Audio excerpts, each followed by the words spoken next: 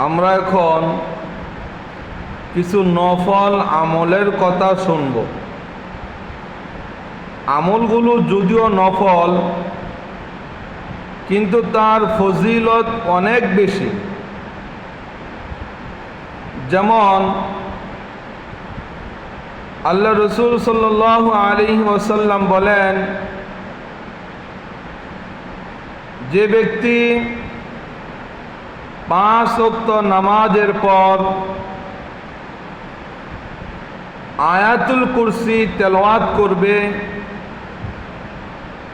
তার মাঝে এবং জান্নাতের মাঝে শুধু মৃত্যুটা বাধা থাকবে। মৃত্যুবরণ করার সাথে সাথে সে জান্নাতে চলে যাবে। সুবহানাল্লাহ। আরেকটি নফল আমল হলো, আল্লাহ রসুল থেকে পাওয়া যায়, যে ব্যক্তি 5 ওয়াক্ত নামাজের পর 33 বার সুবহানাল্লাহ, 33 বার আলহামদুলিল্লাহ, 34 বার আল্লাহু আকবার পাঠ করবে,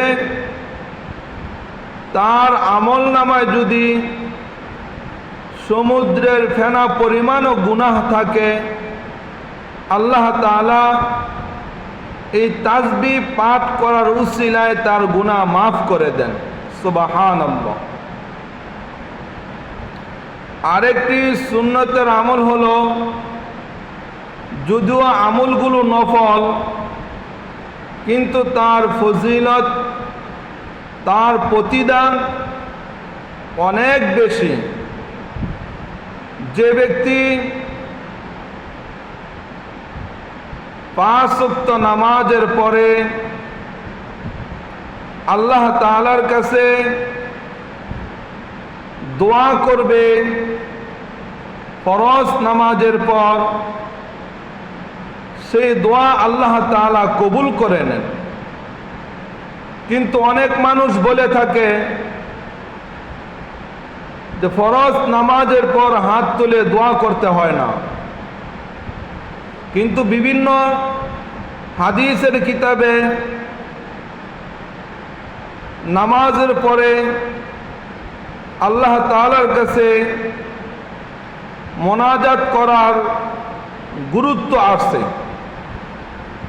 কারণ হলো, কিতাবের ভিতরে আসছে, বান্দা যখন একটি আমল করে, একটি আমলের পরে যখন আল্লাহ তাআলার কাছে ওই আমলের উসিলা করে যেন আল্লাহর কাছে যদি দোয়া করে, সেই দোয়া আল্লাহ তাআলা ফিরিয়ে দেন না।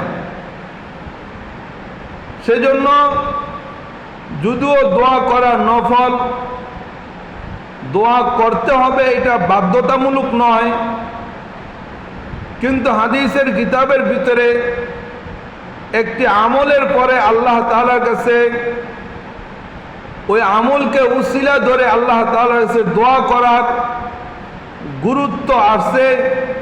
সেজন্য আমরা 5 ওয়াক্ত নামাজের পর অল্প সময় হলো আল্লাহ তাআলার কাছে মোনাজাত করব, দোয়া করব। নিজের প্রয়োজন একমাত্র আল্লাহ তাআলার কাছে চাবো, আল্লাহ তাআলা দিয়ে দিবেন ইনশাআল্লাহ। আল্লাহ তাআলা সকলকে এই নফল আমলগুলো করার মতন তৌফিক দান করুক।